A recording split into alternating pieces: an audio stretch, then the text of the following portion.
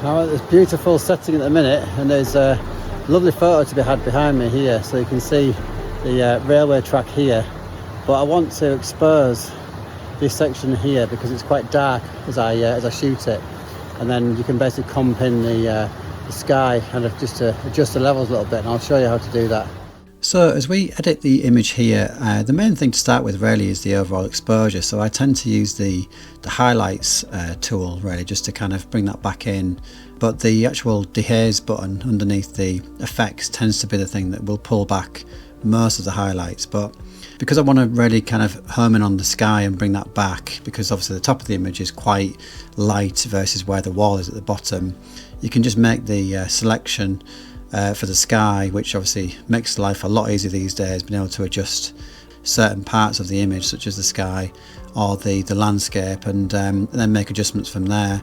But I'm just going into the landscape section at the minute just because it's obviously quite mid-tone, so I'm trying to just really make this a little bit more contrasty without going too far, because sometimes it can really affect the image looking real or not. So it's quite important to get that right. So once I'm happy with the sky and the overall exposure, I'm just going to go in with some of the other tools that you can use just to bring out some of the highlights, because in this area in the middle of the image it's a little bit on the flat side, so I'm just bringing out some more of the highlights just to add some more contrast there. And for the wall, I'm just going to make a manual adjustment where I just make the selection there, copy that into a new layer, and then just bring up the overall exposure just so it balances with the rest of the image. It'll bring out some more detail in this area. And I just noticed there the sky also has an aeroplane right bang in the middle of it, which is going to slightly annoy me for this image. So I'm just going to remove that quite easily. And then making a good crop, because there's no point in making edits on things that you're essentially going to crop out. And finally just some colour correction here at the end, where I'll just bring out some of more the tones that I want to see in the image, just pulling back some of the blue tones in the sky but bringing out some of the reds and yellows in the middle. And here's a before and after example just to show you how the image was finished in the end.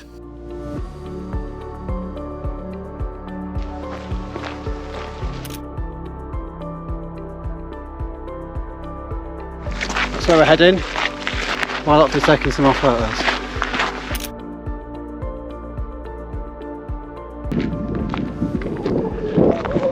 What a view!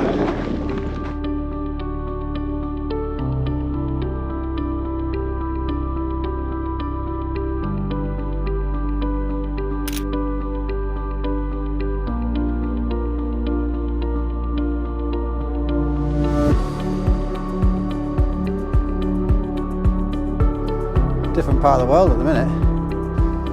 Oh, these are going on there. Ingleborough. Oh, squeeze through this gap. Give it a little touch.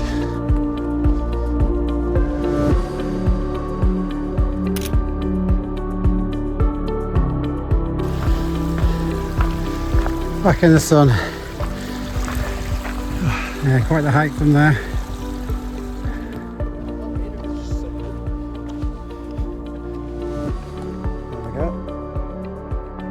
Unbelievable, absolutely unbelievable. A lovely view from up this bit. Just get to see the whole ridge line here, gorgeous in this white out snow.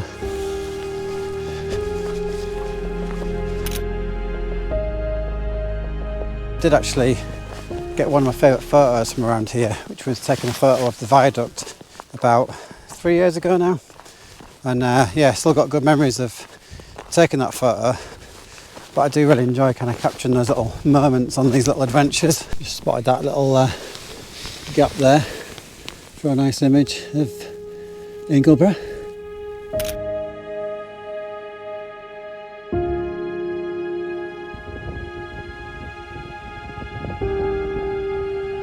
Just managed to find a lovely image. Some great leading lines actually, kind of from this distance here of Ingleborough. A lovely setup of something that you don't see as easily, and yeah, as I say, this leading line in. A lovely view from up this bit, gorgeous in this white out snow.